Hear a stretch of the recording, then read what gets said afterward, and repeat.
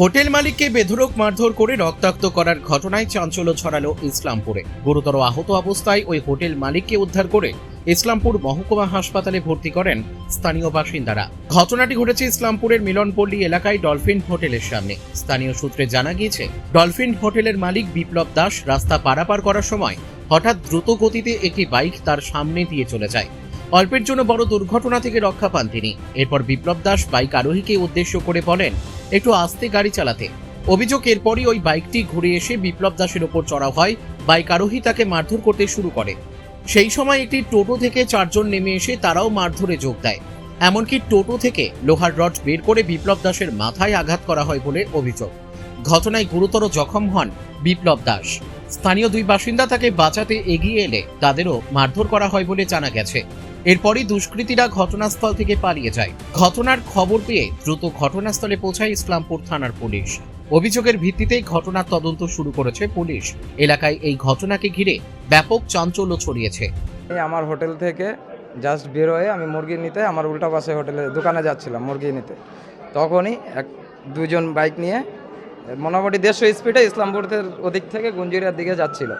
তো আমার মনে করে এক বিদ্যা ছুঁই করে আমাকে মারতে মারতে বাইকটা চলে গেলো। তো আমি আতঙ্কে আওয়াজ দিলাম, আবার রিটার্ন আসলো বাইকটা। কিছু দূর যাওয়ার পরে রিটার্ন আসলো চিল্লানি শুনে, এসে আমাকে উল্টাপাল্টা বললো পিছন থেকে। আবার ওদেরই মনে টোটোতে লোক ছিল নাকি, পিছন থেকে টোটো আসার সময় টোটো থেকে 4-5 জন নামলো।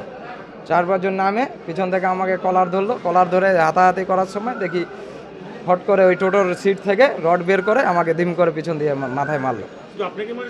আমাকে মারছে, তারপর আমাকে বাঁচাতে গিয়ে ওই মুরগির দোকানদার ওকেও মারছে। তারপর আমার দাদা আসলো পাশে থেকে, দাদাকেও মারলো, বাবাকেও মারলো, আমার সবাইকে। ওদেরকে মুখ দেখলে চিনবো, ঠিক আছে। আশা করি গুঞ্জিরিয়া ধনতলারই দুষ্কৃতীরা এলা, কারণ ওদের টিমই ছিল, ওরা রেডি থাকে এই সময়, সবসময় টিম নিয়ে ঘুরে এই দুষ্কৃতী কার উপর অ্যাটাক করা যায়, কাকে মার করা দেওয়া যায়। কারণ সামান্য ব্যাপারে এত বড় ওরা একটা অ্যাটাক করলো, এটা তো কোনো প্ল্যানিং বা কিছু ওদের মনের মধ্যে অন্য কিছু আছে।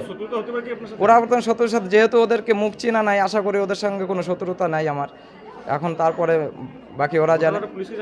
হ্যাঁ, পুলিশ সঙ্গে সঙ্গে গেছে ওখানে ফোন করার পরে। এখন পুলিশ তো এফআইআর অবশ্যই করবো। বিপ্লব দাস। মারধর করেনি, ডলফিন হোটেলের যে মালিক বিপ্লব, তো বিপ্লব ওর হোটেল পারাপার করে ওর উল্টো সাইডেই ওর বাড়ি। ও হোটেল পারাপার করে বাড়ি যাচ্ছিল। সেই সময় বিপ্লব যখন যাচ্ছিল, মানে প্রচণ্ড স্পিডে বাইক নিয়ে অনেকগুলো ছেলে তারা গুঞ্জুরিয়ার দিকে যাচ্ছিল। তখন বিপ্লব ওদের দেখে থমকে যায় এবং বলে গাড়িটা আসতে চলা বলে। এই অবস্থাতে আসতে চলা বলে ওরা থেমে গিয়ে বিপ্লবকে উল্টা বলে কী করবি, এরকম একটা যেটুকু শুনেছি, যেটুকু বললো কী করবে, এই বলে দুজনের মধ্যে একটা ছোটো বচসা হয় এবং বিপ্লবকে বেধড়কভাবে মারধর করে। ওর মাথায় 4টা সেলাই পড়েছে এবং তারা মারধর করে ভেগে যায়। এবং তারা যেহেতু ওর বাড়ি আশেপাশের লোক দৌড়ে আস্তে আস্তে ওই মিনিট 30-40 থেকে মানে যা হয় কি ওটুক সময় ঘটনা ঘটে, ওরা ভেগে যাওয়ার পর বিপ্লবকে স্থানীয় সবাই মিলে আমিও আসি।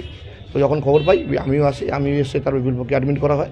এখন পুলিশকেও ইনফর্ম করা হয়েছে এবং যা ঘটনা ঘটেছে পুলিশ ইনভেস্টিগেশন করুক, সিসিটিভি ক্যামেরাও আছে এবং যে দোষী সে উপযুক্ত শাস্তি কামনা করি। যে শান্তি শৃঙ্খলা বিঘ্নিত করার ব্যাপার নয়, কোনো কিছুকে হিন্দু মুসলিম করার ব্যাপার নয়। যে দোষী সে হিন্দু হতে পারে, মুসলমান হতে পারে, খ্রিস্টান হতে পারে, কেউ দোষী তো দোষী। পুলিশ ইনভেস্টিগেশন করবে এবং যে দোষী তাকে শাস্তি দেবে। বিপ্লবের খুব খারাপভাবে ওকে মেরেছে, এটা খুব দুঃখজনক ঘটনা। ইসলামপুর শহরে শান্তি শৃঙ্খলা বিঘ্নিত যেই করুক তার বিরুদ্ধে কঠোরতম পদক্ষেপ যাতে হয়, এই আশাই করছি প্রশাসনের কাছ থেকে। ইসলামপুর থেকে দেবব্রত চক্রবর্তীর রিপোর্ট, কুলিক নিউজ।